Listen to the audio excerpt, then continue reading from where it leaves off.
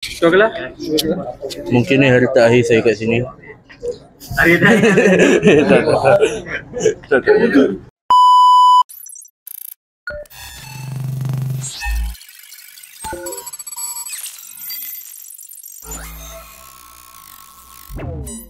Okay, Assalamualaikum. Hari ni kami semua nak pergi ke Keliki Sungai Petani untuk buat satu lawatan.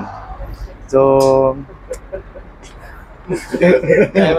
Ada gangguan lah. Nantilah. Bagi tempat tinggal elok sikit. Okey, ni sebelum pi. Kalau lihat. Oh, video sebelum pi. Okey. Assalamualaikum warahmatullahi wabarakatuh. So hari ni kami kursus CLP nak pergi mana? Pergi Sungai Petani. Buat apa? Lawatan industri, lawatan sambil belajar untuk masa depan kita bersama. Belajar tangkap orang untuk besar. Oi. Band dah ada tangkap orang. Itu. So stay tune and dah lah, kita tengok perjalanan kita akan buat apa ni. Buat apa?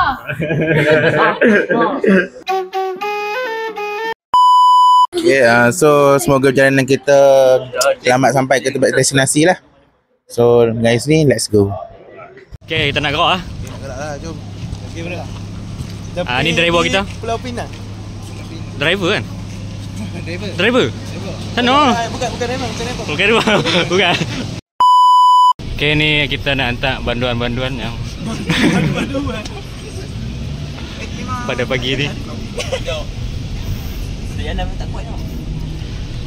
Okey, tu asal juga. Buat asal-asal. Hantar tadi. Jadi sardin sini. Lagi sauna kita. Ini semua arwah-arwah.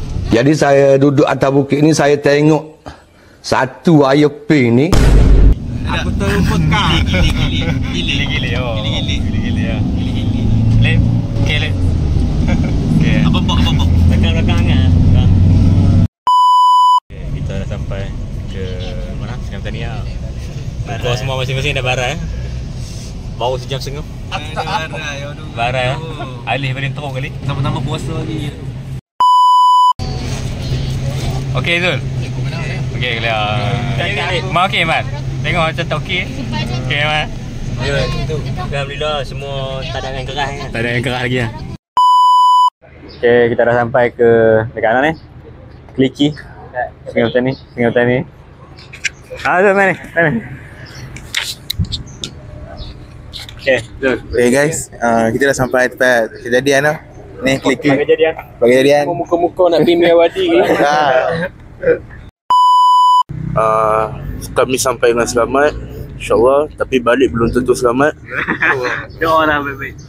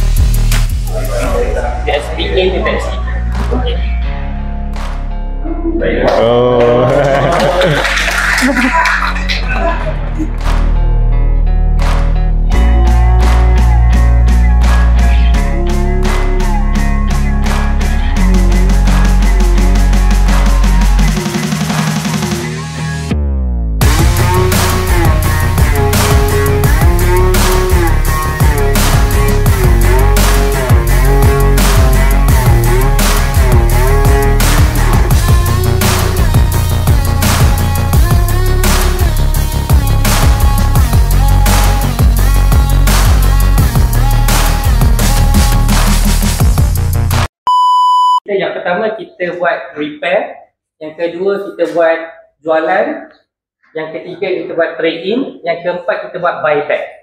Buyback ni kita beli handphone pelanggan. Jadi satu orang customer yang masuk, handphone dia rosak, kita advise dia sama ada repair versus buy. Yang mana berbaloi untuk customer. Betul eh? So kalau repair dia berbaloi, kita repair lah. Kalau dia rasa beli tu lebih berbaloi, dan kita jual apa option yang ada lah.